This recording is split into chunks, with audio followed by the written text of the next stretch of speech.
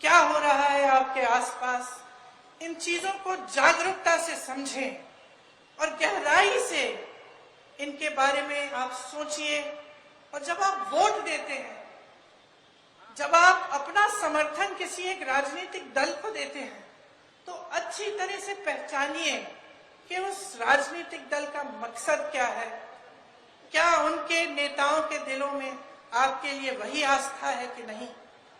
क्या देशभक्ति सचमुच है या सिर्फ कहने के लिए है, दिखाने के लिए है? कैसी घोषणाएं करते हैं? क्या घोषणाएं पूरी करते हैं कि नहीं करते हैं? क्या इनके प्रदेशों में जहां इनकी सरकारें चल रही हैं, जहां इन्होंने बड़ी बड़ी घोषणाएं की हैं, क्या ये घोषणाएं पूरी हो रही हैं कि नहीं? ये सब चीजें मैं चाहती हूं कि आप एकदम जागरूकता से समझें, क्योंकि इससे आपका भविष्य जुड़ा हुआ है। इससे यही देश, इसी देश का भविष्य जुड़ा हुआ है, जिसके प्रति सिर्फ मेरे दिल में नहीं लेकिन आपके दिलों में भी बहुत देशभक्ति है।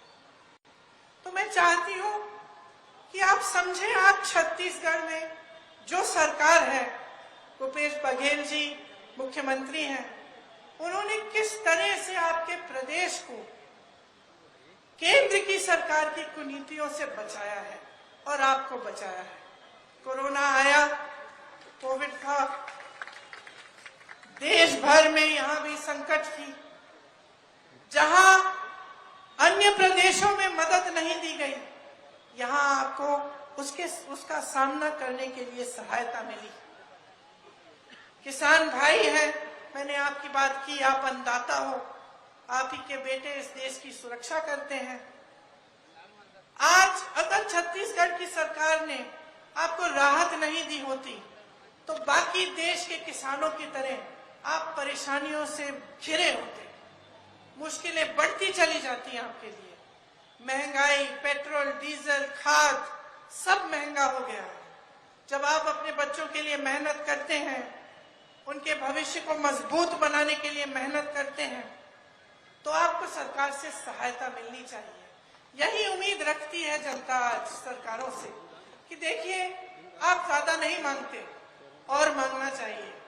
आप तो आज के दिन सिर्फ यही मांग रहे हैं कि हमारे जीवन में बहुत मुश्किलें हैं, हमें संकट है, परेशानियां हैं, इस जीवन को जीने में हमें हमारी सहायता कर दो, यही मांग रहे हैं आप। इससे कुछ ज्यादा नहीं मांग रहे हैं। ये मूल सुविधाएं हैं, पानी, सड़क, बिजली, पाठशाला, ये मूल सुविधाएं हैं, आपके हक है ये।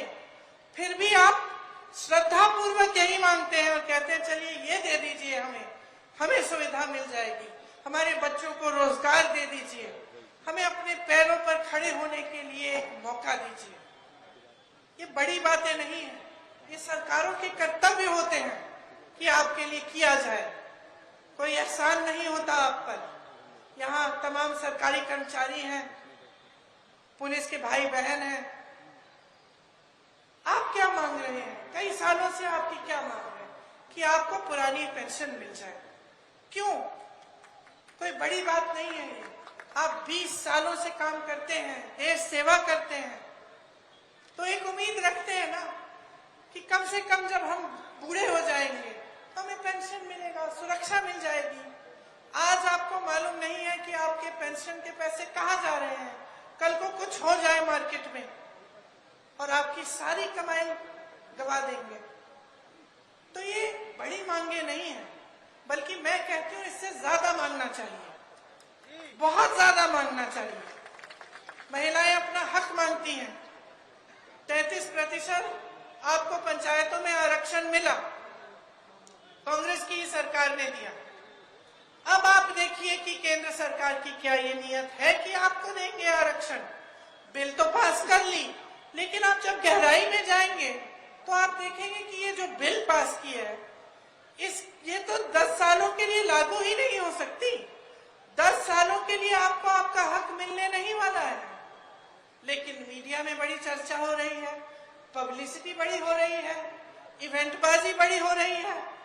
तो इसी तरह से मैं कहना चाहती हूँ कि जो घोषणाएं हैं, जो आपके लिए योजनाएं सरकारें लाती हैं, जो नेता आपके मंच पे खड़े होकर आपको बताते हैं इनकी सच्चाई को परखिए, अपना खुद का अनुभव देखिए।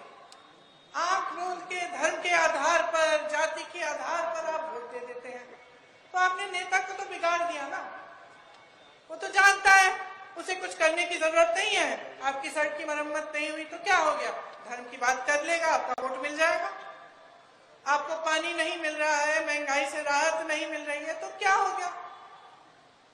उसको ये नहीं लगता कि उसकी जिम्मेदारी है करने की। वो तो सोचता है कि चलो चुनाव आएगा, 2-4 खोखली घोषणाएं कर देंगे, धर्म की बात उठा लेंगे, बड़ी बड़ी बातें करेंगे और वोट मिल जाएगा, हमारी नैया पार, हमारी सरकार बन जाएगी और 5 साल मौज ही मौज। तो ये बातें आप अच्छी तरह से समझ लीजिए कि आपका प्रदेश आज जहां पहुंचा है बड़ी मुश्किल से पहुंचा है और किसी की मेहनत से पहुंचा है। आपकी मेहनत से पहुंचा है, बघेल जी की मेहनत से पहुंचा है, कांग्रेस के तमाम कार्यकर्ताओं की मेहनत से पहुंचा है। आज अगर छत्तीसगढ़ की पहचान पूरे देश में है, क्या आप सोच सकते थे कि बस्तर की रागी और मिलेट जहां प्रोडक्शन यूनिट डाला वो आज दुनिया की बड़ी बड़ी दुकानों में बिक रहा है। क्या आपने सोचा था कि जहां आप आवारा पशु की समस्या से जूझ रहे थे, दिन रात खेती की चौकीदारी करनी पड़ रही थी, वो इस तरह से सुलझाई जाएगी कि आप उसमें से कमा भी पाएंगे, कि गोबर को भी आपसे सरकार खरीद के उसका कुछ बना देगी।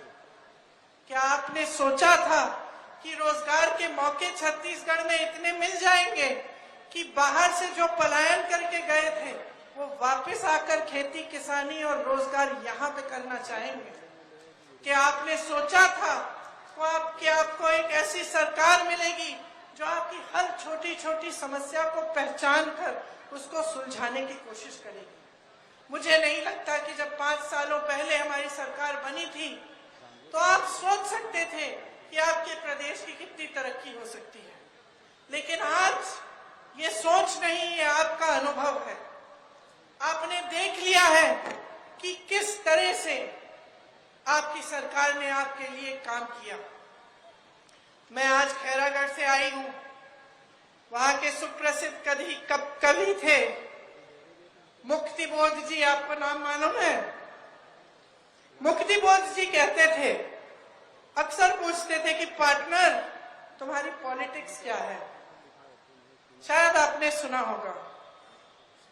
और मैं यही पूछने के लिए आज यहां खड़ी हूं कि पार्टनर आपकी पॉलिटिक्स क्या है?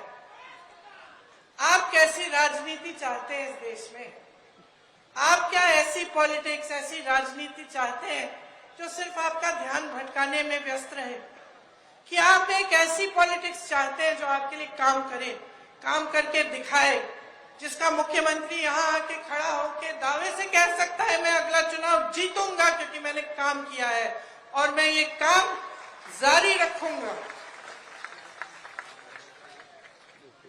तो आप चुनिए कि आपको किस तरह की राजनीति, किस तरह की सरकार चाहिए।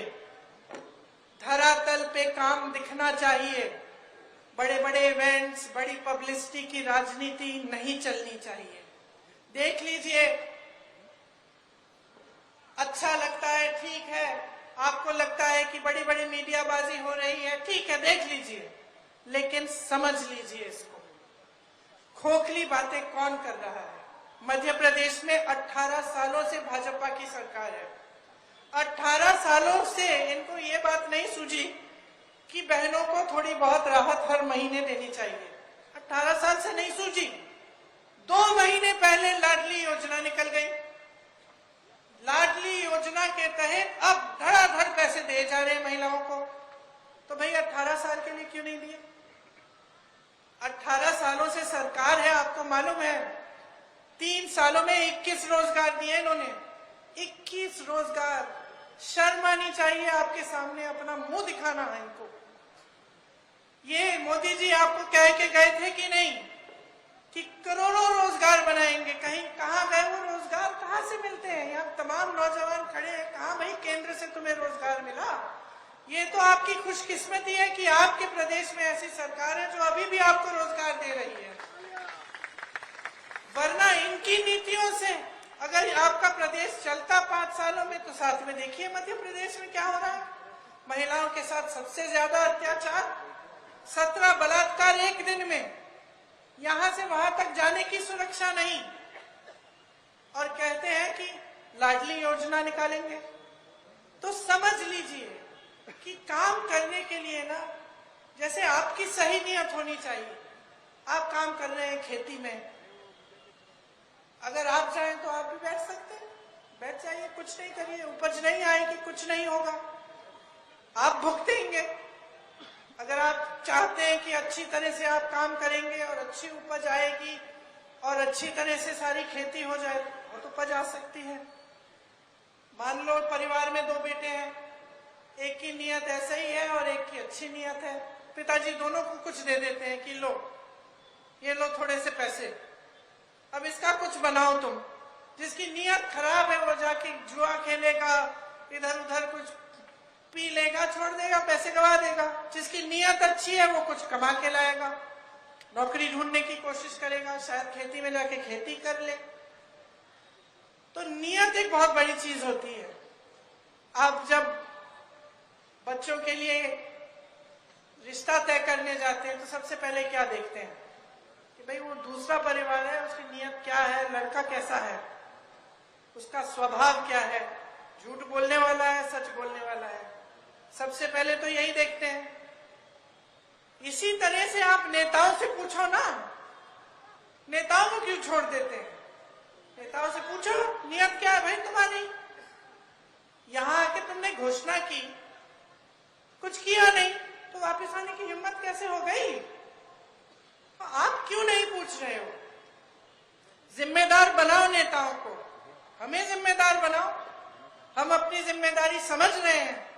अगर बघेल जी अपनी जिम्मेदारी नहीं समझते तो क्या ऐसी सरकार देते आपको जो दिन रात एक कर लेती आपके लिए ऐसी योजनाएं लाते जिससे आपको राहत मिले, आप आगे बढ़ पाए।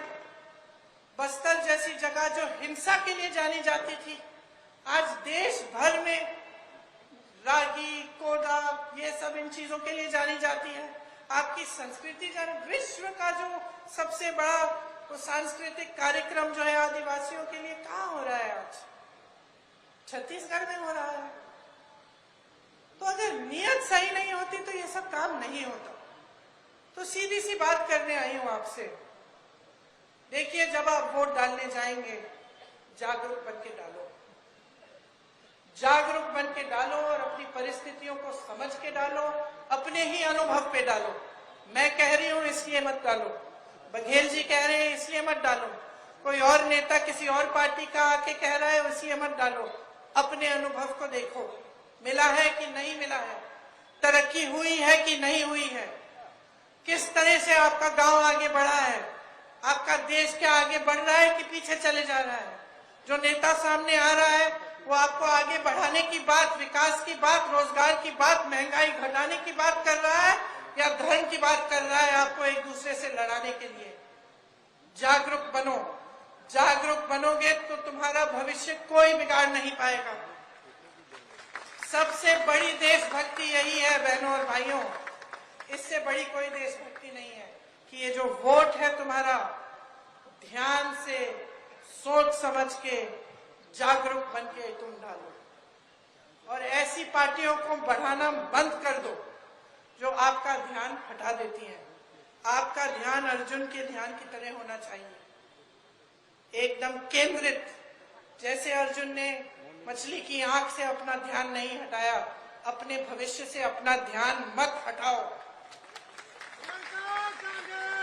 पूरी काबिलियत है कांग्रेस पार्टी में, पूरी काबिलियत है आपके भविष्य को मजबूत बनाने की, पूरी काबिलियत है, इच्छा है, नियत है, ताकत है और हम करके दिखाएंगे। और हमने यहाँ पे छत्तीसगढ़ में अपनी ताकत और अपनी नियत दिखाई है आपको। आप चाहे किसी भी वर्ग को ले लीजिए, ओबीसी वर्ग को लीजिए, देखते हैं भाजपा क्या कहती है। कई सालों से कह रही है कि हम ओबीसी वर्ग को आगे बढ़ाना चाहते हैं। अब कांग्रेस ने ये मांग उठाई कि भाई जातिगत जनगणना करो, गिनो कि ओबीसी वर्ग के कितने लोग हैं, एससी के कितने हैं, एसटी के कितने हैं। गिनो तभी तो तुम मदद कर पाओगे। अगर पता ही नहीं है तो मदद कैसे कर पाओगे। जैसे ही हमने ये मांग उठाई, बहाने शुरू, बोलती बंद। क्यों? अगर नीयत सही होती तो मुंह क्यों बंद हो गया जब हमने ये बात उठाई। और ये जातिगत जनगणना है क्या, और किससे फायदा होगा, इससे कैसे फायदा होगा।